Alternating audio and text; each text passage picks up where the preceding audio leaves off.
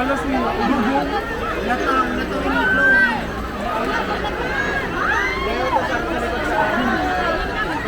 Very just kasi ang bandok niya nung Mag-uno na ko sa yeah. Wala pinapang. Ano yung tayo? Baka, pinundan pati abaga.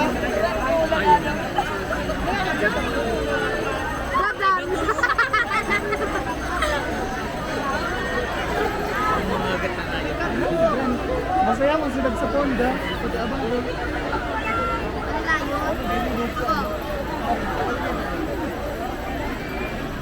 Magpapakaya ka. Ayaw ito sa... Makasulong po pala ka mo. Ganang ko ito pati man sa Gino. Ganang flowing yan. Natawan. Bagay na bon. Bagay na yung makna. Amen!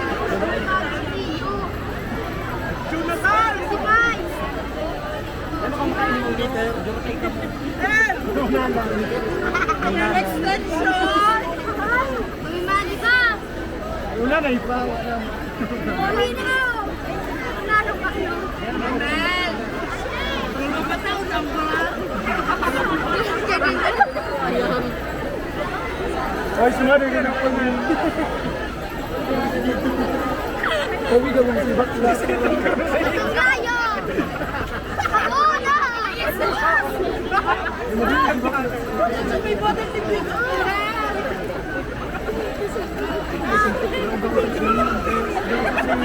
Di man na inain! Halaw na kayo si Jason! Ayun na yun. Dagan! Jay! Den! Ngayon, ang service na ito sanda. Meling mo na si Kusayang yung bono. Allah! May ito sila sila! Para sa mga... Wow! Susi! Bakit ba si Mami doon? Susi! Nagariban. Check. Alright, so nag-brown out, kaya wala na okay. Meron tayong substitute na sound system. So palakpakan natin. So alam kong hindi malas yung mga LGBT. So pahingin sa pakan.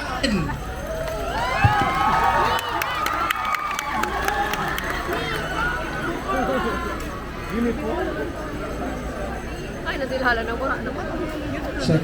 Okay, so at this juncture, let us come now to the most awaited guest performer of this year. This group of performers was created to give opportunity to the members of the LGBTQIA+ community in Santo Domingo, Albay, and also to empower the gay community by showcasing their talents to promote safe spaces for gays in breaking societal stigma. This group of performers was headed by Mr. Richard Balaoro and Major Leader J.M. Mendina. Ladies and gentlemen, to give us a colorful performance, palakpakan po natin the LGBT Parade of Majorettes.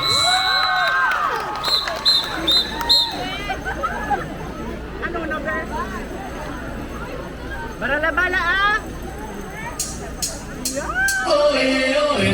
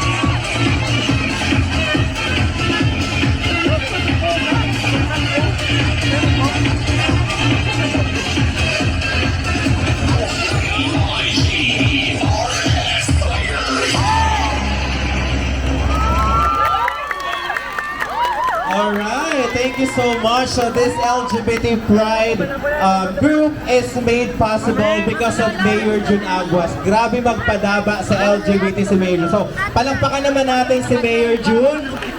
Ayan, so I hope na mas ma-develop pa yung mga talento ng mga LGBT dito sa Santo Domingo, Albay. Alright, so that's it for this afternoon activity, and maraming salamat po sa lahat na naging part ng ating event for this afternoon.